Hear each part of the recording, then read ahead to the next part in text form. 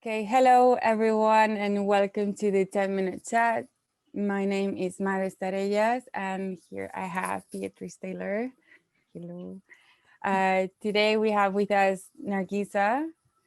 Nargiza, Hello. hi. She's finishing her PhD at CIMIC and starting her postdoc in the biomedical engineering department at UCL. So, Nargiza, could you tell us a little bit about your research in a kind of elevator pitch style, please? Sure. So my PhD work has been about dynamic CT imaging. In particular, this was a project in collaboration with a company called Curvebeam, who creates orthopedic scanners. And they have already static scanners available, and they wanted to kind of come up with some new technology to figure out a way how to scan the foot while it's moving and get the reconstruction of that. So I was working in the reconstruction part for this new project, kind of a new approach to CT scanning.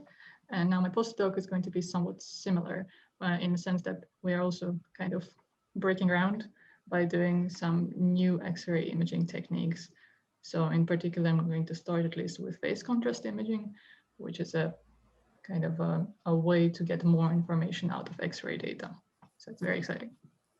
Yeah, thank you. That's really cool.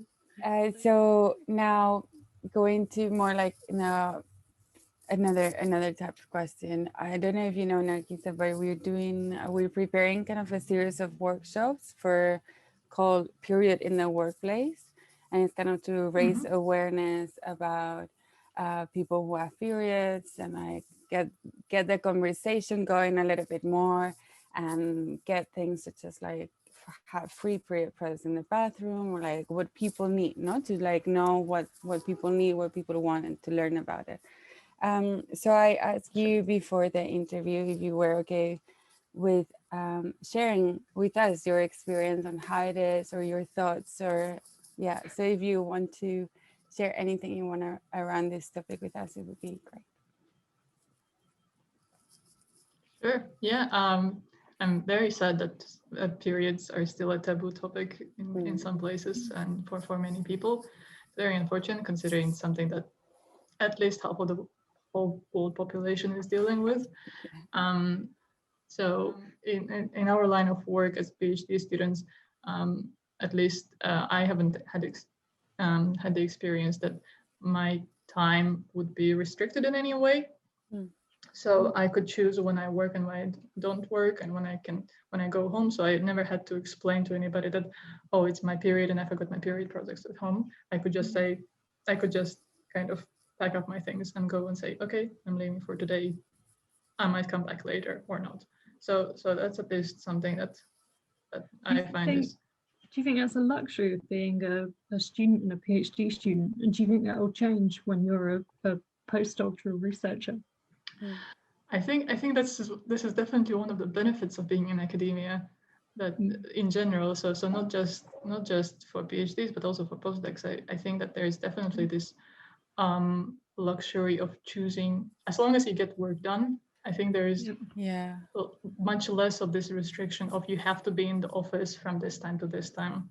Like it was especially for the CS department, as you know, with the COVID, it was actually fairly straightforward to switch to remote working for most people who didn't work in labs, because we are working on our computers all of the time, and so there is not really an issue about working from home. So I feel like that's definitely a luxury, and that's definitely a benefit of staying in the academia. Yes. That's so interesting. Yeah, I hadn't thought of it as being beneficial in that way, but I completely agree. Totally. Yeah.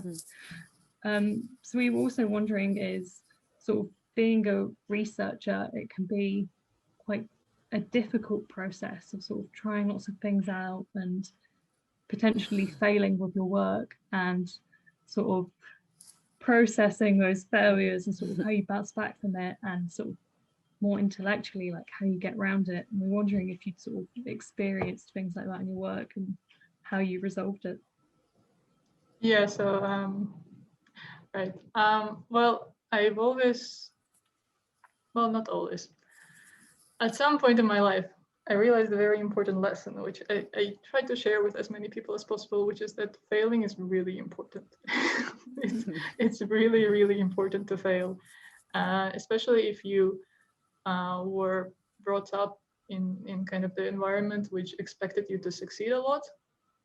Like experiencing failure for the first time or the first few times can be a really kind of a daunting experience because you think that, oh, I will never recover from this, my life is ending, I must succeed or else. It's, I mean, the feeling that you get is just like a ton of stress, and it can cause a lot of anxiety, and just it's something that is very difficult, but also something that you must definitely figure out a way to deal with, especially in research.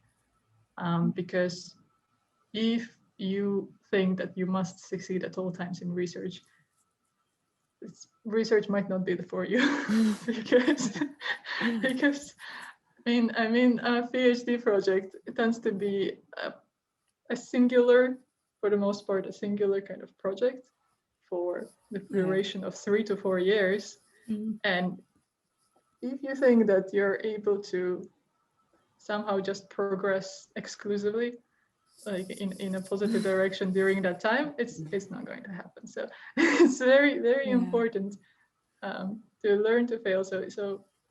But in research, definitely failing can happen a lot, and you can just be sitting with a singular bug in your code for days, weeks, or however long it takes. So this kind of things can happen, and you have to just know how to deal with it. I know. I feel like very much I think I'm very perfectionist, and then at the end of the day, for example, if I'm writing a paper or if I'm writing my thesis or something, it's just like I need to like prepare myself mentally. I'm just gonna do it. Just do it. Just write. You can like untype. You can delete. You know, you don't have to do it good at the first time. You don't have to like. You can fail a bit, like, and then you're gonna be learning, and you can like redo it and redo it and redo it. And just by thinking it's okay if you make mistakes, just type, or just like code. Just like do it. It just helps me to just say, because many times I sit and my mind thinks it needs to be perfect from the first time, and then it just, this whole is so important to say it's okay if you don't do it perfectly the first time. It's okay if it fails the first time or the second and the third. Just try and like learn and do it again and do it again.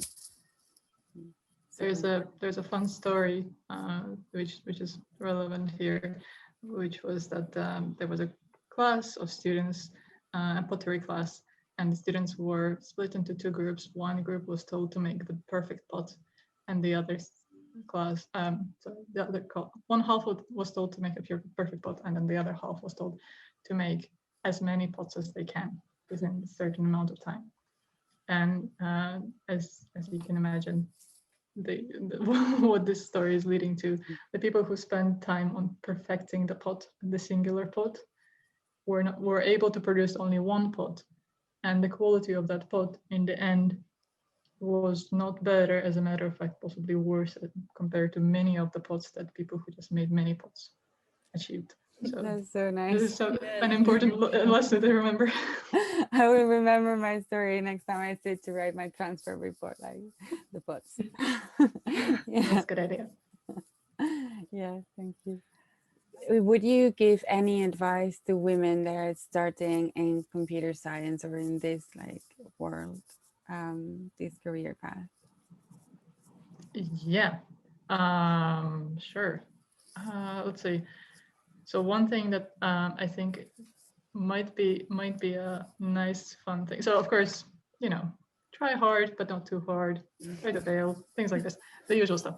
But one thing that I think would be quite nice potentially for future computer scientists who are women to do is that whenever there is events organized for these younger starting researchers, with some alumni or people who are like in higher research positions, I have noticed like a really common trend where if it's a woman who is a speaker or a person who identifies as a woman as a speaker, then there's often questions about like, but how do you deal with family life? And what how did your like the way that you research and the way that you moved around, how did it affect your relationships and so on and so forth? And how about children and so on and so forth? While men who present tend to generally not be asked the same questions, even though they also oftentimes move around a lot and have kids and have a family. So my suggestion, now this is not an advice, this is just like me trying to create a revolution. My I can suggestion see where is this is that, going, and I like it. yeah, my suggestion is that whenever possible, if there is a man presenting and these kind of questions seem appropriate, feel free to ask them what they do about helping out with the family and how they deal with balancing the, work-life balance and family balance and so on. Yeah, so that'll be fun. Yeah, that's very interesting. I will do that. Yeah, I really like this. I'm going to be asking about like fatherhood and how they go Yes, balancing do that in that. their career. Yes. Yes, exactly. We should promote fatherhood as a thing, like as part of like men's development also, because feminism is for men also. Yes. Very good. Oh, that's great.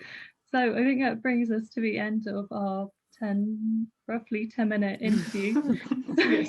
Thank you so much, Nargiza, for talking to us. And Yes. I hope Thank you for everyone's organizing enjoying this. Thank you. you.